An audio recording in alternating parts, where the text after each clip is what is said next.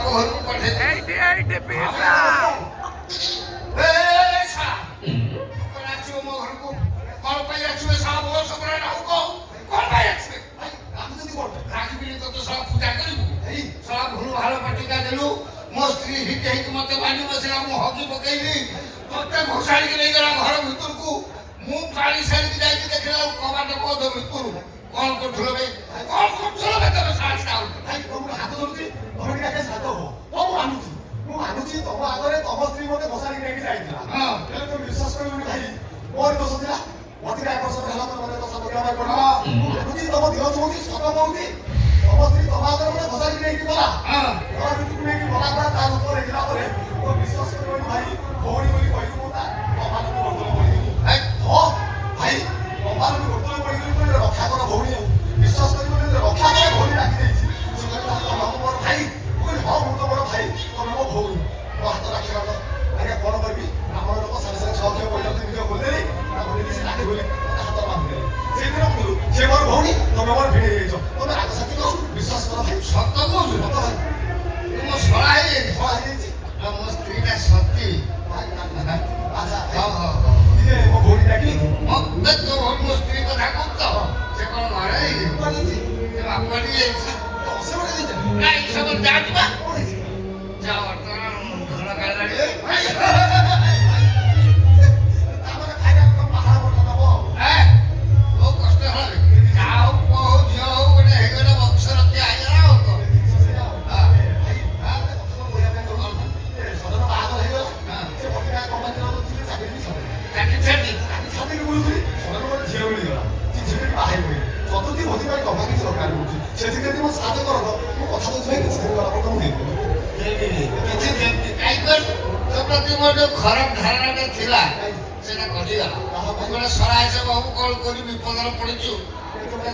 30,000 ଅଛି ନେଇଯା ତୋ ସୁବିଧା ଦେଖିକି ଦବୁ ଆଉ 10,000 ବେଳେ ନା ନହେଲେ ଫୋନ୍ ପେରେ 5,000 ଏ ଶୁଣ ତୁ କହିଲୁ ତୁ ବାହା ହେଇଛୁ ଆଜ୍ଞା ତୋ ସ୍ତ୍ରୀ କାହିଁକି ତାକୁ ଏଠି ବାଟରେ ଛିଡ଼ା କରିକି ଆସିକି 1 ନମ୍ବର ମାର୍କେଟ ଯିବାର ଅଛି ତ ବଦମାସ ହେଲେ ତୁ ଗୋଟେ ଏକାଠି ଠିଆ କଣ ଭାବୁଛୁ ନା ତାକୁ ଏଇଠିକି ଡାକେ ମୁଁ ଟିକେ ଦେଖିବି ତମେ ସରବତ ଫରବତ ପିଇକି ଯିବ ଡାକ ହଉ ଠିକ୍ ଅଛି ଭାଇ ତମେ ବାଧା କରୁଛ ମୁଁ ସେ ଆରେ ଭାଇ ଡାଲିକି ଜଲିପି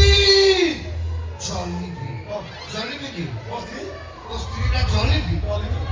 ପୁରା ଗରମ ଜଲିବି ଦେଖିଲେ ଜାଣିବନି କଣ ହବ ଡାକ ଜଲିପି ଭାଇ ଡାଲିକି ଭାଇ ଡାକୁଛନ୍ତି ଟିକେ ଏଇଠିକି ଆସିଲ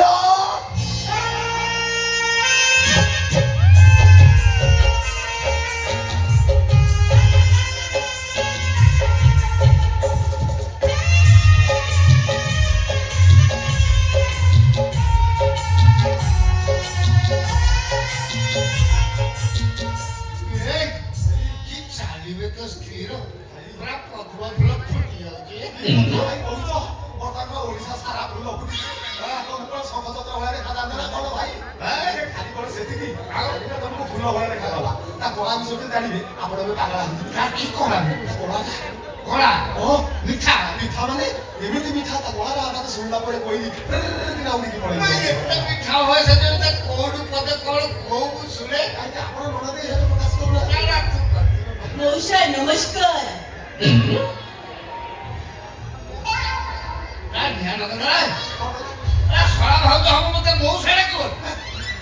ତମେ ଏତିକି ହିସାବ ଜାଣିନ ମୋର ଭିଣୀ ଭାଇ ତମର କଣ ଭାଇ भाई जुहार ଇଏ ନିଜେ କହିଲା ଏ ମୁଁ ଭାବିଲି କିଏ ବେଗଳା ଦେଲା ତ ଏତେ ମିଠା ହଉଛି ଚିନି ସିନାରେ କଣ ଗୋଟେ କାମ କରିବୁ ରାତିରେ ଯେତେବେଳେ ସେ ଶୋଇବ କାହିଁ ଓଠର କିରାସିନ ତେଲ ମାରିବୁ ଆଉ ନହେଲେ ପିମ୍ପିଡ଼ି ଲାଗିବ ମିଠା ହୁଏ ଭାଇ ଭାଇ କଣ ସେତିକି ନାଚି ଜାଣିଛି ଗାଇ ଜାଣିଛି ଇନଷ୍ଟାଗ୍ରାମ ପୁରା ଘାଟି ଦେଇଛି 15,000 ଫଲୋଅର୍ସ ନାଚି ଜାଣିଛି ଗାଇ ଜାଣିଛୁ ଆଉ ଗାନ୍ଧର୍ବ କଣା ଖୁନ୍ଦି ହେଇଛୁ ଜିନିଷ ଦେଖ ଆଉ ଭଗବାନ ତୋ ପାଇଁ ଏମିତି ମାଡ଼ା ବି ରଖିଥିଲେ ଆଚ୍ଛା ଏବେ ଗାନ୍ଧର୍ବ କଳା ତା ଦେହରେ ଏତେ ଖୁନ୍ଦି ହେଇକି ଅଛି ସେ ଟିକେ ଆସିଛି ତାକୁ କୋଉଠୁ ପଦେ ଗାଇକି ଟିକେ ନାଚିଦବ ମିଡ଼ିଆ ଦେଖିଦେଲା ना ना मते खाली लाज লাগিব ନାଚ କଣ ଶଳା ଭାଉଜ ହବ ନଳଦେଇ ପକେଟ